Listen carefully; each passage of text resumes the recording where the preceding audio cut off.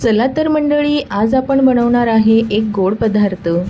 ओल्या नारळापासून अगदी कलाकंदसारख्या मऊसूत वड्या।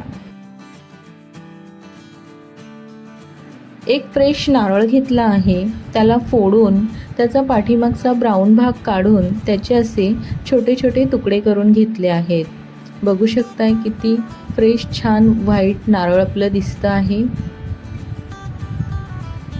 त्यानंतर पाऊण वाटी साखर घेतली आहे, 6 ते 7 वेलची घेतल्या आहेत, त्याची आपण पूड करून घेणार आहे। 1 कप दूध घेतलं आहे आणि साजूक तूप घेतलं आहे।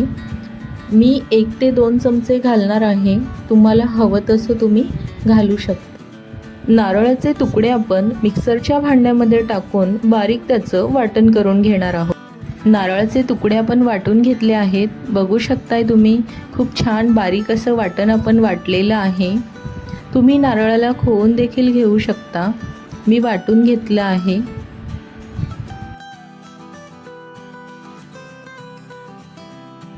कढई आपण हलकीशी गरम करून घेतली आहे, त्यामध्ये साखर घालून घेऊया।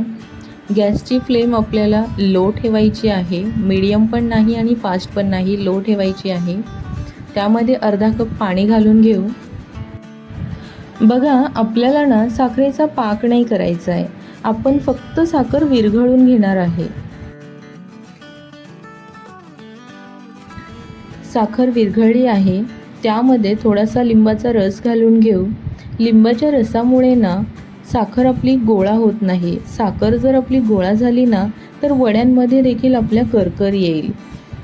त्यामुळे लिंबाचा रस घातला ना की साखर आपण जशी विरघळली आहे ती तशीच राहील आणि वड्या देखील करकर होणार नाहीत। आता आपण यामध्ये नारळाचा चव घालून घेऊया आणि छान याला परतून घेऊ। नारळ वाटून घेतल्यानंतर मी मोजून घेतला होता, चव आपला 1.5 वाटी भरला होता, त्याचप्रमाणे पाऊण वाटी मी साखर घेतली होती, अर्ध प्रमाण आपल्याला घ्यायचं आहे।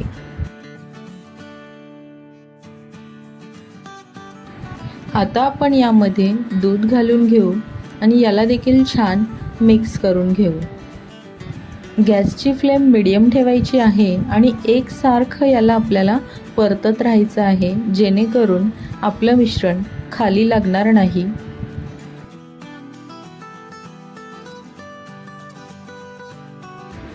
मिश्रण रेडी झालं की नाही नेमकं आपल्याला कळेल कसं?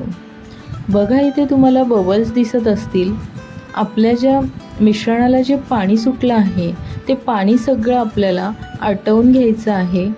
आता बघा तुम्ही, याचा गोळा तयार होत नाही आहे, हे सर्व असं पसरलेलं आहे। जेव्हा हे शिजेल तेव्हा आपला अलगद असा गोळा तयार होईल। कंटिन्युअसली मिश्रण आपल्याला परतत राहायचं आहे। 10 ते 12 मिनिटासाठी आपण याला परतून घेणार आहे। आपला हात थांबला की मिश्रण आपलं करपून जाईल, त्यामुळे हात थांबवायचा नाही आहे, कंटिन्युअसली आपल्याला याला परतत राहायचं आहे। आता आपण यामध्ये अगदी चिमूटभर मीठ घालून घेऊ, चवीपुरतं फक्त, आणि याला छान मिक्स करून घेऊ।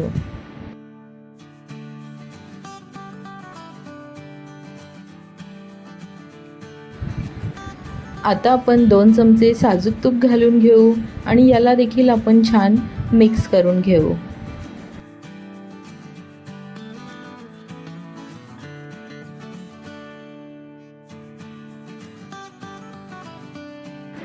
दहा ते 12 मिनटं मिश्रण आपलं छान परतून झालं आहे, तुम्ही बघू शकताय अलगद याचा गोळा तयार होतो आहे, म्हणजेच आपलं मिश्रण वडीसाठी रेडी आहे।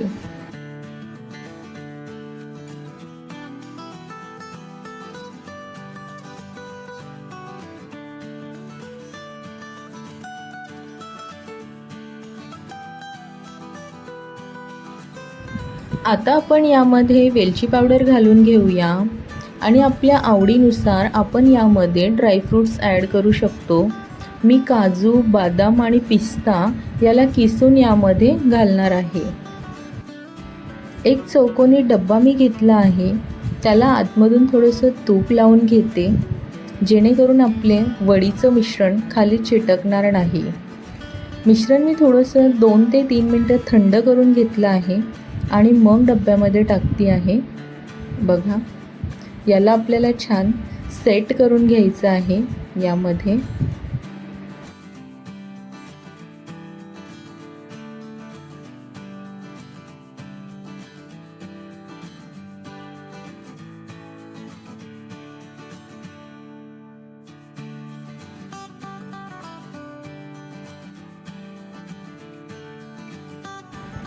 मिश्रण आपलं छान सेट झालं आहे. आता आपण याच्या कडा सोडवून घेऊ आणि याला बाहेर काढून घेऊ.